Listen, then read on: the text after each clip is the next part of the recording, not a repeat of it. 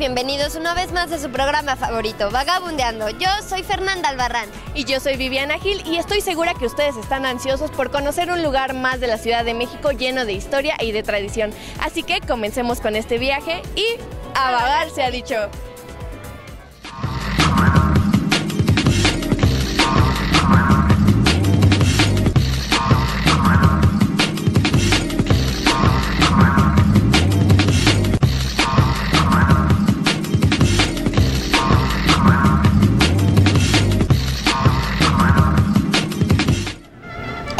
Hoy nos encontramos en un conocidísimo y hermoso lugar del DF, la Plaza de Garibaldi. Así es, este lugar ha sido la cuna de los más grandes exponentes de la música vernácula que hemos tenido, ya que aquí iniciaron sus carreras artísticas. Así que si ustedes, chavos vagabunderos, no han visitado por lo menos una vez este lugar, quiere decir que no conocen la Ciudad de México. Claro que sí, nosotros nos vamos a ir un pequeñísimo corte y después regresamos con nuestro tan singular recorrido de siempre. Así que por lo pronto, ¡volvemos!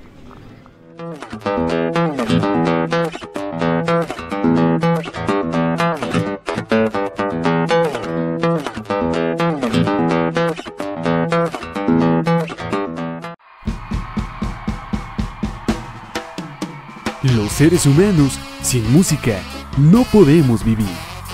Así que conecta tus audífonos y abre los oídos para conocer artistas nuevos. En voz de agrupaciones que seguramente se convertirán en los ídolos del momento. Géneros diversos. Por eso vamos a tener el día de hoy un programa especial con música instrumental. Pero sobre todo, prepárate para disfrutar del ritmo que Inspira TV trae cada semana para ti. La conexión ha comenzado. Conexión Sónica, los viernes, por Inspira TV.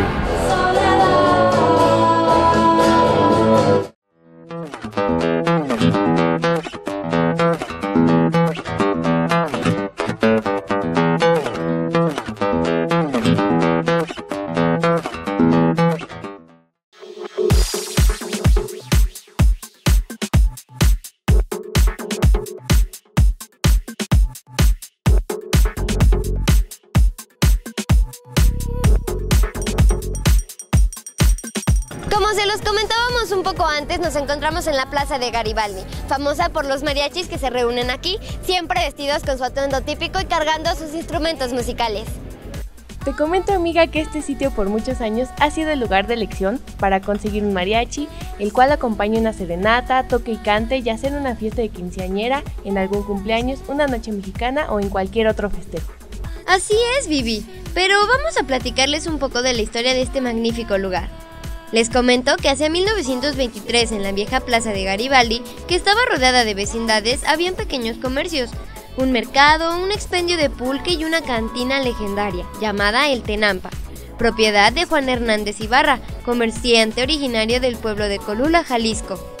De hecho, según cuenta la historia, en este lugar, hasta hoy llamado todavía Tenampa, se presentó por primera vez el conjunto Mariachi Coculense, dirigido por Concepción Andrade. A partir de ahí, la Plaza Garibaldi fue dándose a conocer como un animado lugar para ir a escuchar conjuntos folclóricos, especialmente mariachis, y para degustar de la gastronomía típica de Jalisco y del Valle de México. El nombre de la plaza durante la época colonial fue Plazuela de Jardín y más tarde El Baratillo, al ser sede de un tianguis donde se comercializaban objetos usados y baratos. Este lugar mantuvo ese nombre hasta 1921, año en el que se celebró el centenario de la consumación de la independencia de México. Posteriormente se le cambió el nombre a Plaza Garibaldi, en alusión al nieto de Giuseppe Garibaldi, José Pepino Garibaldi, quien combatiera en 1911 en las filas de Francisco y Madero en Chihuahua durante la Revolución Mexicana. El 22 de noviembre en la plaza se celebra a Cecilia de Roma, patrona de los músicos. La plaza está hermanada con la Plaza Real de la ciudad de Barcelona, Cataluña, España.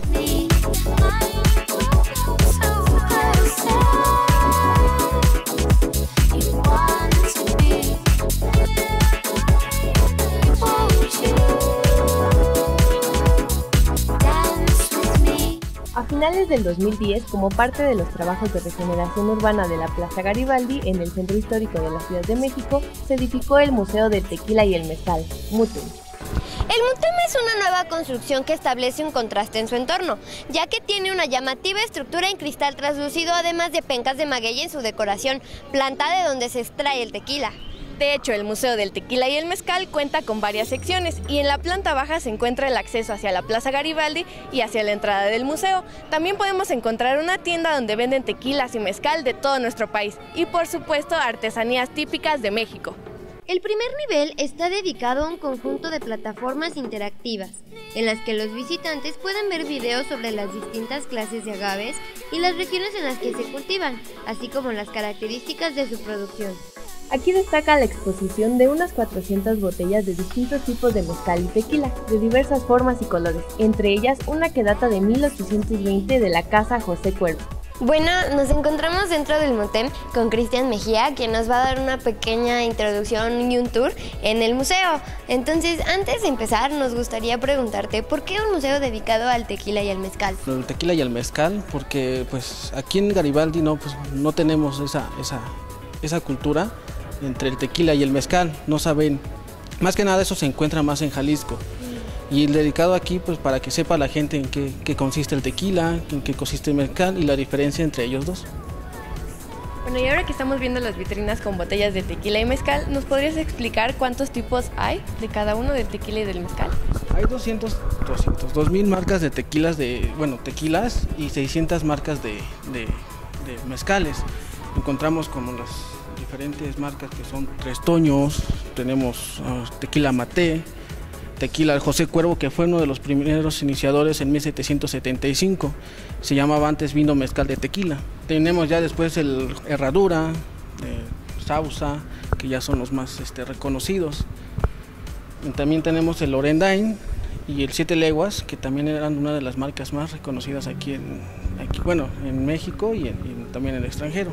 Y en cuanto a los mezcales, en los mezcales pues ya tenemos los más comunes, que son unas ollitas de barro, que son las más comunes que encuentras en Oaxaca, y de ese lado encontramos los mezcales orgánicos. ¿Por qué orgánicos? Porque no les cae plagas ni insecticidas a sus agaves. Y los colores son porque son de diferentes estados, que es de Oaxaca, el verde, el anaranjado es de Guanajuato, y el rojo y el cafecito es de Guerrero.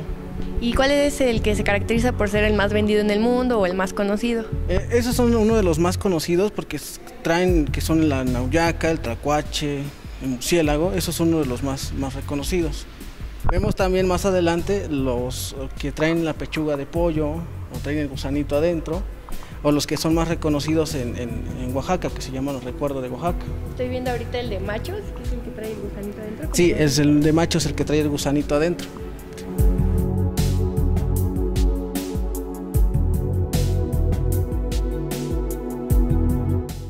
Y bueno, ¿qué nos puedes decir acerca de todas estas figuras que tenemos aquí? Por ejemplo, ¿nos podrías dar una breve explicación? Claro que sí. Mira, de este lado tenemos la jima, que es la acción. El señor se le llama jimador. Con la coa, con la que tiene en la mano, es el que corta las pencas, ¿sí? El asadón, el que tenemos de este lado, es el que la desprende de la piña, y los machetes es para darle un corte perfeccionado al agave. Una vez que ya tenemos el agave cortado, se le llama piña o cabeza. Una vez que ya tenemos la piña o cabeza, pasamos al siguiente paso, que es el horneado. ¿Sí? De este lado le depositan leña, piedras, alrededor le empiezan a poner las piñas, los tapan con las mismas pencas del maguey o con costales, y arriba le ponen tierra. Una vez que ya tenemos la cocción, pasamos a la molienda. De este lado, la tahona pesa 500 kilogramos, ¿sí? Que va jalado a un eje, como se muestra en la imagen, que lo mueven animales pesados, ¿sí? Aquí sacan las piñas y las empiezan a trozar en pedazos muy pequeños. Una vez que ya tenemos el producto triturado, que se le llama mosto o bagazo, esa fibrita que ya está triturada. Ese mosto y bagazo lo depositan en las tinas de fermentación. Ahí en las tinas de fermentación le echan agua de manantial, le echan para el tequila, en el caso de tequila le echan levaduras para que fermente más rápido. Una vez que ya lo dejan al aire libre, que le caigan bacterias y microorganismos, y esas bacterias y microorganismos se comen los azúcares y se produce alcohol etílico. Es un tepache. Esto tarda un mes y medio aproximadamente. Una vez que ya tenemos el proceso de fermentación, pasamos al proceso en las alambiques, que es la destilación. De este lado, todo el jugo y el mosto lo depositan en las campanas, en la olla, aquí abajo en la olla. Aquí vamos a separar el alcohol del agua. Primero se separa el alcohol, tiene el punto de ebullición a los 80 grados, evapora, pasa por la campana, la turbante es el tubito que tenemos arriba y el condensado, que es aquí el enfriamiento, donde ya sale la primera destilación, que se llama ordinario. Hacen una segunda destilación, el mismo proceso, y ya se le llama rectificado. Aquí hay unas terceras destilaciones donde le depositan la pechuga de pollo en la campana. Al momento que va evaporando se va desintegrando y le cambia el color, el sabor y el olor al mezcal. ¿Por qué la pechuga de pollo? ¿Por qué le depositan la pechuga? Se le llaman abocados. Es para darle un sabor diferente al mezcal más que nada, ¿sí? Te digo que nada más le cambia el sabor, el color y el olor al mezcal. También se le ponen hierbas o frutas, dependiendo qué tipo de abocado quieran. Una vez que ya tenemos el proceso de destilación, pasamos a la maduración. El tequila blanco, así como sale del alambique, lo embotellan, se le llama tequila blanco. El tequila joven lo almacenan un mes adentro de las barricas. El tequila reposado 6 meses y el añejo 1 año y el extrañejo de 5 años en adelante. ¿Sí? Una vez que ya tenemos el proceso de maduración, pasa la filtración. La filtración para quitarle los pequeños residuos de la madera. Y una vez que ya tenemos la filtración, ya pasa el embotellado, que puede ser industrial, embotelladas como se muestra en la imagen, o manualmente, que sacan la manguerita y los embotellan manualmente. ¿Sí? Pues vemos que el proceso de hacer tequila o mezcal es muy largo y tiene toda una ciencia.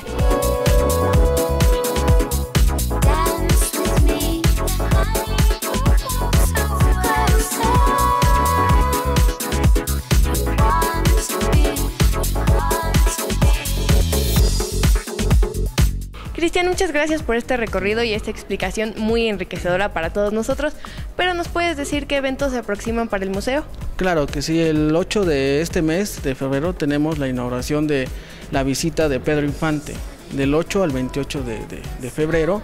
El 9 de febrero tenemos una representación de la diosa Mayagüel, cómo era la diosa Mayagüel, cómo se surgió. Y el 11 de febrero tenemos la inauguración del recorrido de cantinas, que empieza a las 7 de la noche, van pasando por todas las cantinas de la ciudad y terminan aquí en el Mute, que prueban mezcal, prueban raicilla, tequila y pulque. ¿Sí? Esos son los próximos eventos que tenemos. Ahí está, chavos vagabunderos, para que vengan aquí a dar el recorrido y a tomar tequila, mezcal y pulque. En la planta alta se encuentra una amplia terraza de donde se pueden encontrar hermosas vistas de la plaza y de la ciudad, además de que se encuentra un bar donde se puede hacer la cata y degustación de tequilas y mezcales.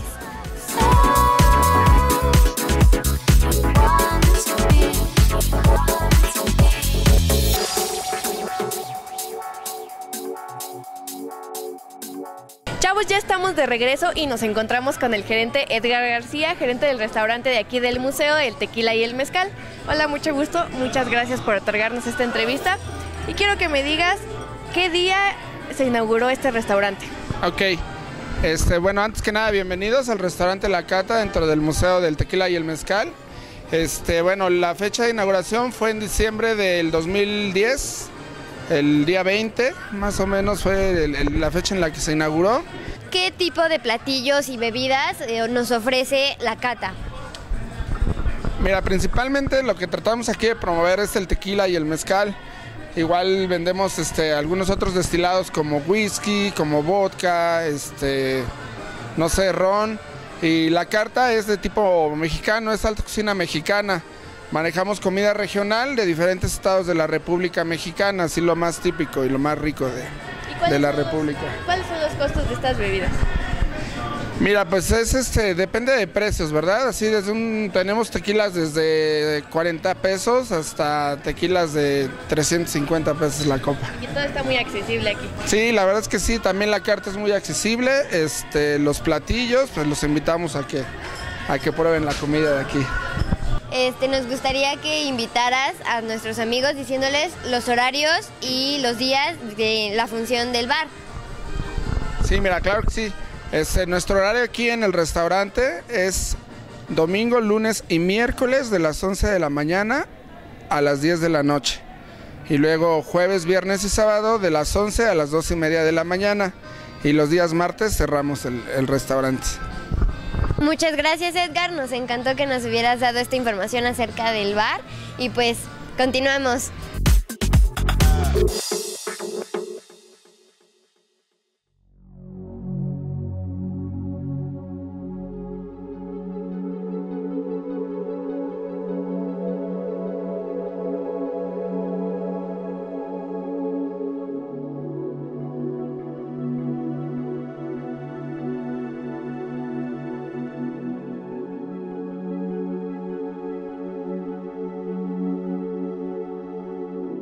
Entre otras actividades del museo se encuentran los recorridos en los alrededores, exposiciones temporales, tertulias musicales y también conferencias.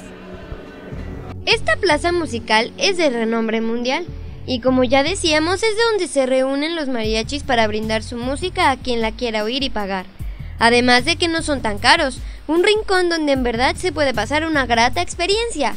Ya de noche, vagabunderos, la Plaza Garibaldi se pone mucho mejor, ya que el ambiente que ahí se observa es espectacular, con ese colorido y folclor de nuestro país. Sin embargo, también se puede disfrutar de ella por la tarde, caminando y oyendo uno que otro conjunto que a esas horas afina sus maravillosas trompetas.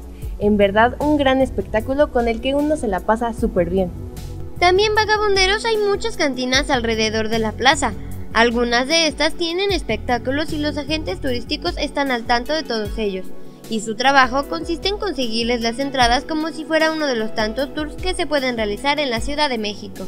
O si prefieren, pueden ir por su cuenta y en cualquiera de las cantinas es posible pasar unas buenas horas de alegría, desde la tarde hasta la noche, momento en que empieza el baile. Pues está genial, ¿no, vagabunderos? Además, los mariachis son músicos profesionales que en su actuar y vestir perpetúan una hermosa costumbre cultural mexicana. Además de su interés por ganar dinero con su talento, la música y el arte es lo que realmente los motiva.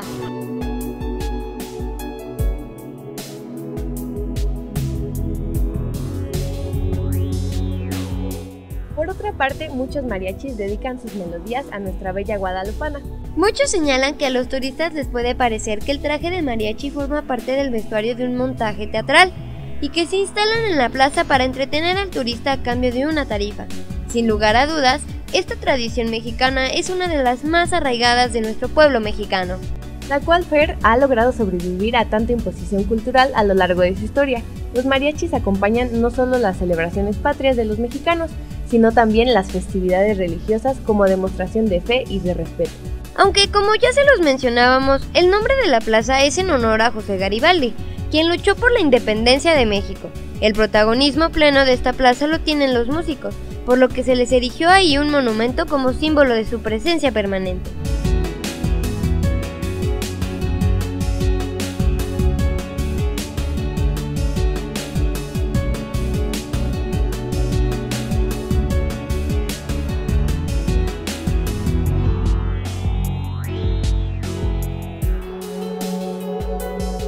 Como dato cultural, vagabunderos, podemos contarles que la palabra mariachi se deriva del vocablo francés mariage o boda, asignado a un grupo de músicos que amenizaba ceremonias nupciales.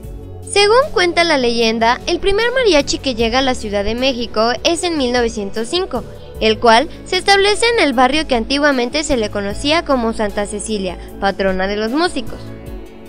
A partir de la Revolución Mexicana, la indumentaria sufre una notable transformación.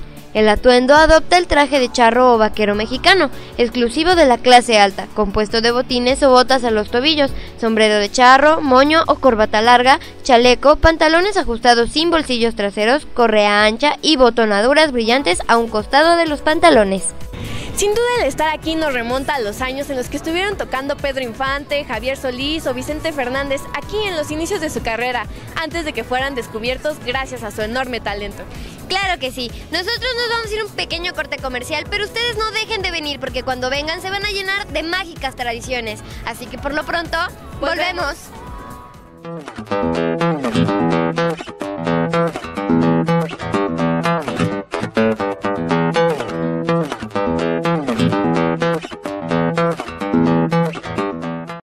A través de los tiempos han surgido en el mundo seres aborrecidos por la sociedad,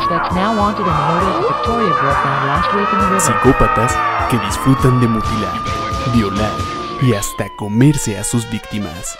I ate his liver with some fava beans and a nice Chianti. Iremos a sus facetas más íntimas para encontrarnos cara a cara con ellos.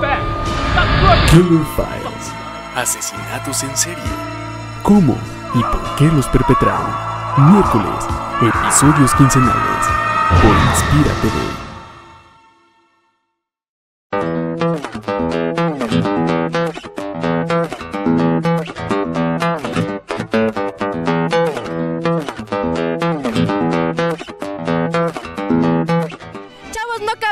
Plaza Garibaldi es el mejor lugar para venir a escuchar un buen mariachi, dedicar una serenata muy amorosa y venir a echarse un buen tequilazo.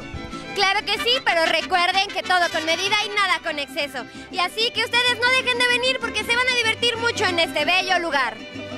Yo les invito a que nos visiten cada lunes en www.inspiratv.com.mx. Se despide de ustedes su amiga Viviana Gil y Fernanda Albarrán, invitándolos a que también nos dejen sus comentarios en informacion@inspiratv.com.mx, además de seguirnos por Facebook y Twitter. Y no duden en venir porque nosotros nos despedimos con el sonido del mariachi juvenil Águila Sol. Así que, ¡hasta la próxima! Esa mi negra que la quiero ver aquí, con su rebozo de ser que le